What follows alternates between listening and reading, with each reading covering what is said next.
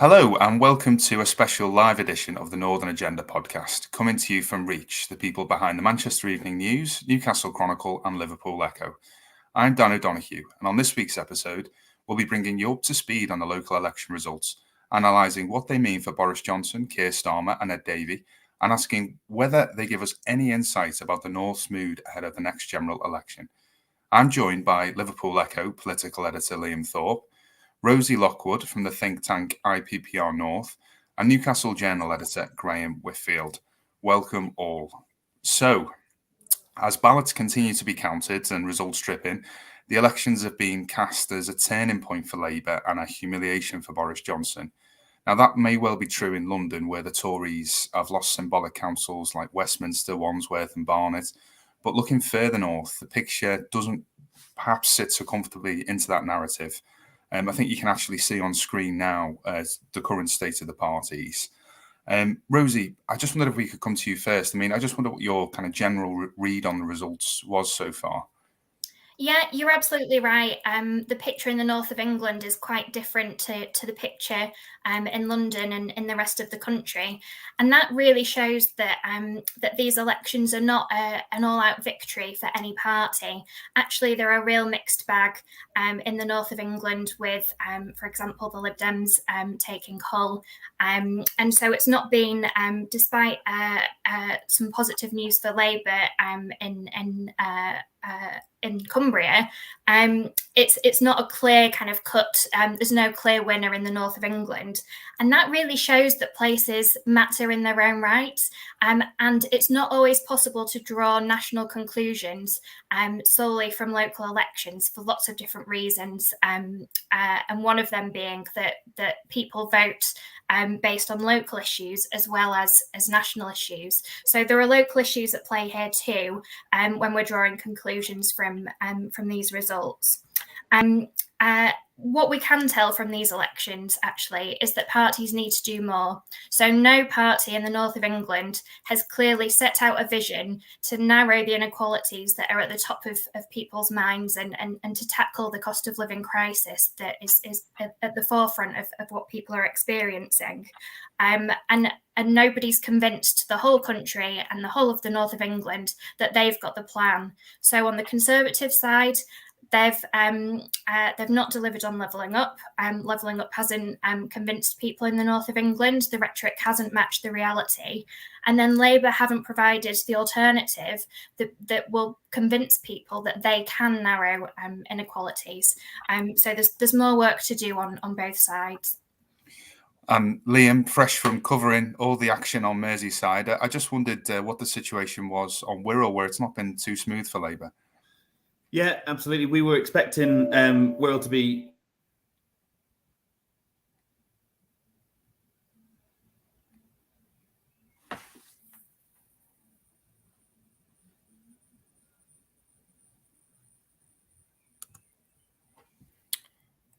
Oh, I think Liam is just having some technical difficulties there. Perhaps if we can cross over to Graham temporarily. We'll come back to Liam in a second. So, Graham, I was going to ask, obviously in the northeast, it's quite a mixed bag as well. You've had solid performances, obviously, in Newcastle. In North Tyneside, Labour took the Tory leader's seat. But Sunderland and Hartlepool, the results weren't brilliant. I just wondered what your kind of general sense of the picture was up there. I think, having been telling people for the last 2 years how the northeast was now the hotbed of where the political action was after all those sort of traditional Labour seats that went Conservative. I'm on the podcast today to tell you that nothing very interesting happened in the northeast last night, which is I realise that's not a great advert. Labour held up well in, like you say, Newcastle, North Tyneside, Gateshead. Lost, I think, 1 or 2 seats in each South Tyneside. The one place that could have been interesting was Sunderland, where there were, Labour was potentially in danger of losing its overall control. It didn't. Sunderland and Hartlepool are both, Brexity areas, for want of a better word. And I think Sunderland, the way that the council leader there is describing it, as they sort of seem to have stopped the rot, which has been coming over the last sort of 4 or 5 years, if not a bit longer. So I suspect they're reasonably happy to have not lost there, and they didn't come that close to losing either. Hartlepool is a it's always a bit of an outlier. Overall, no overall control. I know Labour are saying if those results were replicated in the general election, they'd be able to take Hartlepool back. So yeah, it was a mixed bag. A possibly side issue. One of the interesting things was in South Tyneside, most of the gains were Lib Dems, one or two in some of those areas. South Tyneside saw 3 Greens, which I didn't see coming. I thought that could be a thing in other parts of the region. I didn't see it coming in South Tyneside. But they're now the biggest, apart from the Labour group, obviously. They're the main opposition, and they've got 6 councillors in South Tyneside. So it's quite a thing there. But yeah. Do we think, people in Labour HQ would have woken up this morning? Obviously, they will be celebrating those kind of symbolic wins in London. Obviously, they've been Tory areas for a very long time. But do you think they would have traded perhaps some of those wins for more of a recovery in some of those kind of Leave voting areas that you mentioned there, Graham? I don't know what you made of that, Rosie. Do you think Labour, is it enough to show that they're on the road to recovery here? It's a start, but it's probably not enough to convincingly go into an election, a general election, and be confident of being the main party of government. So there's clearly more work to be done, and actually, I think Cumberland wasn't considered to be in the bag for Labour, but actually some of the parliamentary seats that come under Cumberland, like Copeland, you would expect that would have to be won in order for Labour to win a general election. So where the gains have been made, they're in areas where, of course, they have to be won in order for Labour to be able to become the party of government. So I would imagine people in Labour HQ are probably pleased about London, but now they're going to have to look at the north of England and reconnect with communities that they've kind of disconnected from over the last few years. And really work on speaking to those communities on their terms, and convincing them that they're the party for them. So I imagine they will be optimistic, but really cautiously so today. No, I mean, that all said, we obviously can't escape the fact that it was a difficult night for the Tories. Many councillors who've lost their seats may well be reflecting on today whether the Prime Minister is still this, electoral asset that he once was. Just to put it into perspective, they've lost control of 10 local authorities across the country so far, and almost 200 Tory councillors have been unseated. I think, as you touched on before, Graham, pollsters have extrapolated that if this performance was repeated in a national election, it could mean another hung parliament. I just wondered what you both made of how CCHQ might be approaching this today. Obviously the picture's only going to get worse as we go on this year, as the cost of living continues to bite and bills are continuing to go up. What do you make of it, Graham? What do you make of the thoughts and the fears going around CCHQ this morning? Well, I wanted to pick up something that Rosie raised, which is the Cumberland thing, which I think is really interesting. And when I said those areas that were really are quite sort of full of marginals in the northeast, those are the ones that didn't sit yesterday, which is County Durham and Northumberland, which you could argue quite similar, mostly rural areas with odd bits of sort of urban seats as well.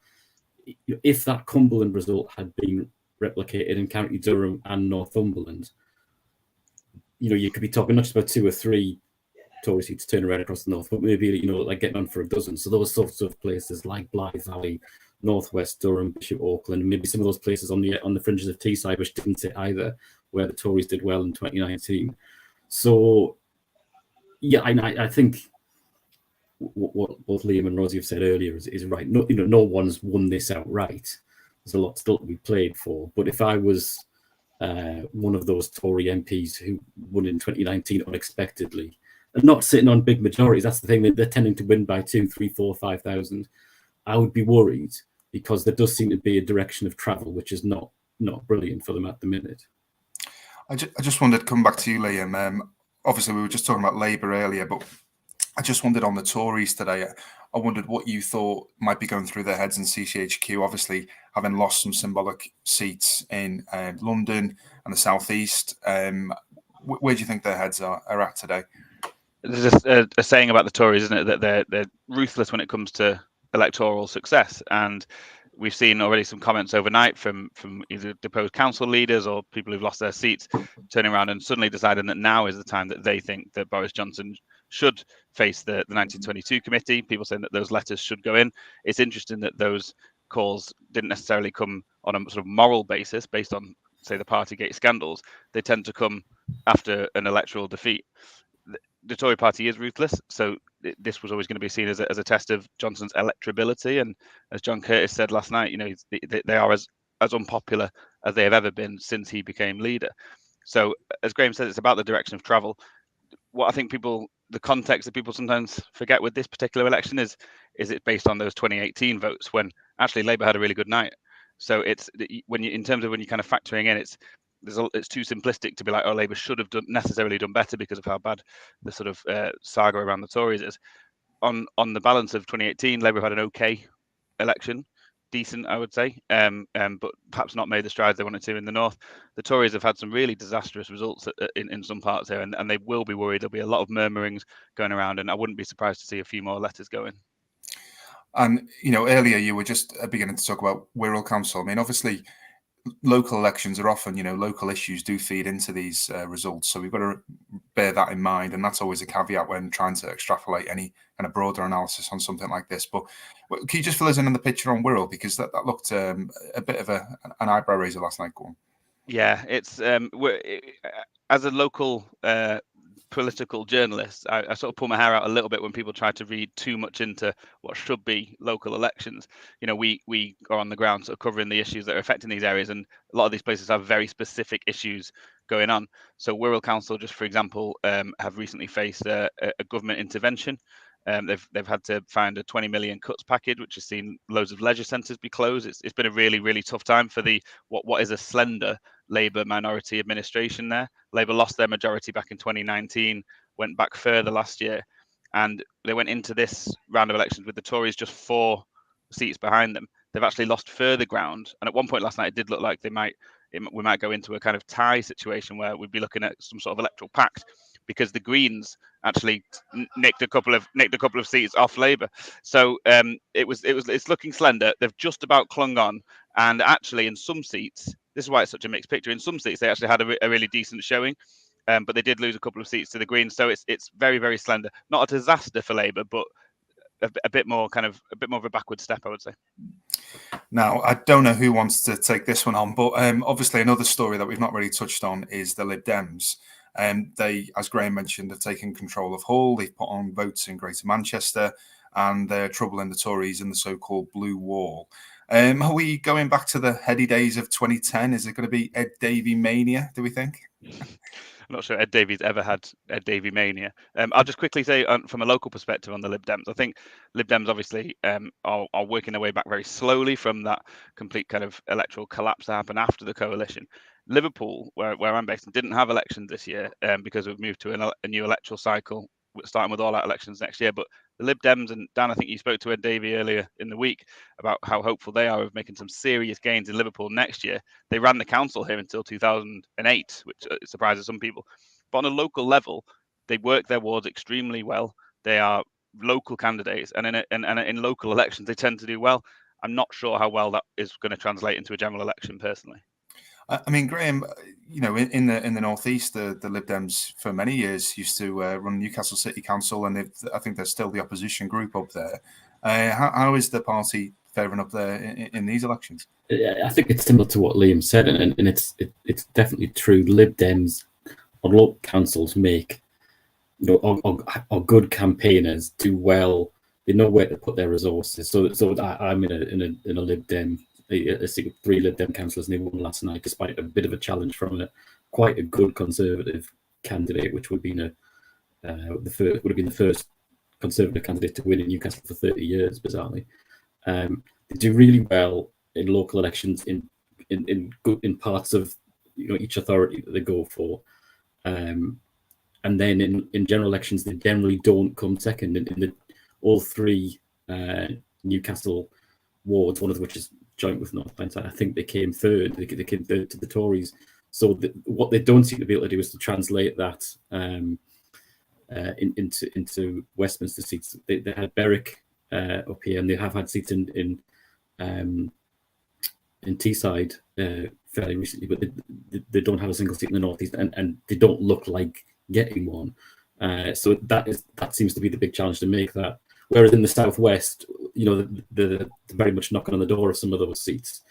Up here, I don't see them translating that into Westminster success, but they have a formidable local government operation. They're just really good operators, and they're the ones who knock on the door. They've got leaflets. They've always got stands on the high street. They're just really good at that. I don't know how they make that transition if that's what they want to do, but they're certainly they're never not leafleting Lib Dems, are they? No. I mean, I get these things through my door 3 or 4 times a year with them. Yeah. Standing next to a pothole, looking annoyed. But it works on a local level, doesn't it? Works locally. It works really well, yeah. I just wondered, Rosie, I mean, obviously the last couple of years has been dominated by the Red Wall and kind of what policy offers there are from the Tories and Labour, whether it's levelling up or, Labour's response to that. I mean, is there much kind of policy offering from the Lib Dems to appeal to the North? Because obviously a lot of what we hear from them is how they're going to smash the blue wall in the South and target various Tory ministers' seats. I mean, is there much from them that you've seen that may attract more Northern voters? Yeah, at the last general election, the Liberal Democrats had quite a robust offering when it came to devolution, which is a clear route to achieving levelling up alongside resourcing for devolution. So it will be interesting to see at the next general election if that's something that they really push alongside this strong ground war that Liam and Graham have both mentioned. I would completely agree with that. So there's, we say often in campaigns that you have the air war, the kind of the national debate, and you've got the ground war. And there's probably something to be learned from how the Lib Dems, as Liam and Graham have mentioned, really, really work local issues in local areas. And actually, the other two main parties, the Conservatives and Labour, arguably have quite a centralised system of designing policy. I'm sure they would disagree with me, and Labour would point to the National Policy Forum and so on, but actually there's probably something to be learned about opening up the policy making process within parties and empowering local parties a bit more so that they can campaign on these local issues and act on these local issues in a way that has proven successful for the Liberal Democrats when it comes to local elections. Now, I know obviously today is the day of local elections and that's where all the focus will be. But something that could end up playing a much more instrumental role in perhaps the next general election is Durham Police's decision to reopen their Beergate investigation into Sir Keir Starmer. I just wondered if I could ask you how you both, well, Graham and Liam, perhaps how you thought this would play out. Shall I go first, and then Graham, as the local reporter on the ground in Durham, you can follow up. So I think it's a bit of a disaster for Starmer, to be honest. And here's my reasoning. I think that it's fair to say that regardless of what maybe happened at that event, it probably won't be as bad as what Johnson is being investigated for, what Johnson's been fined for a number of reasons, but mainly that obviously Boris Johnson set the rules. That's probably the main thing that he's then been found guilty of breaking. We still need to see if there's any further fines, potentially more egregious breaches by the Prime Minister or those around him.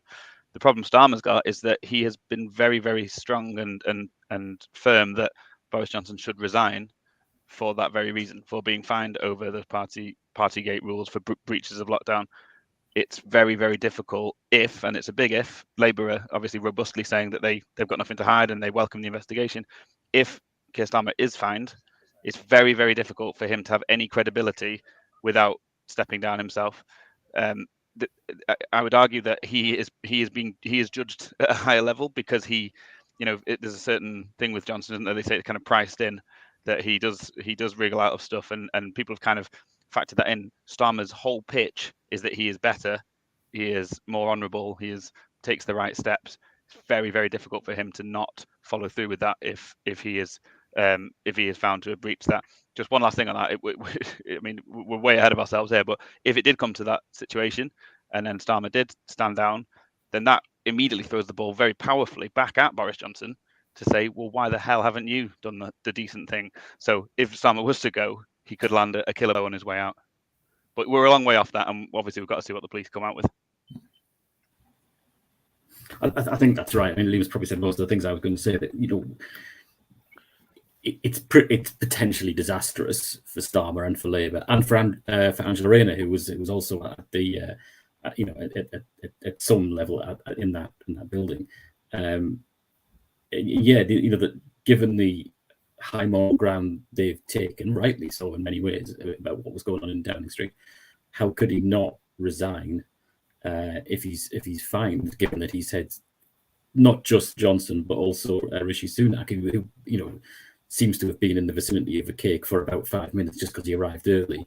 But he said he should go. So you would see it very hard for him to maintain his stance of an honourable guy, which I think he always has done. If he's found guilty, so as Liam said, there's a lot to play out.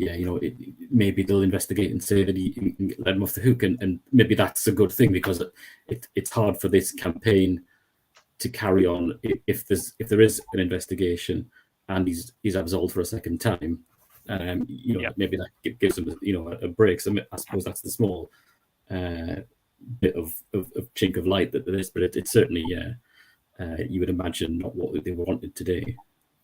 The timing is pretty incredible. Obviously, it's a day when Labour haven't necessarily had an amazing performance, but they've had some success. And they'll, politics is a crazy thing, but they'll just be they've just been trying to drum up some support for that day. Starmer's starting to think he's building a bit of momentum, and then this kind of bolt from the blue comes out. I just agree with what Graham said there.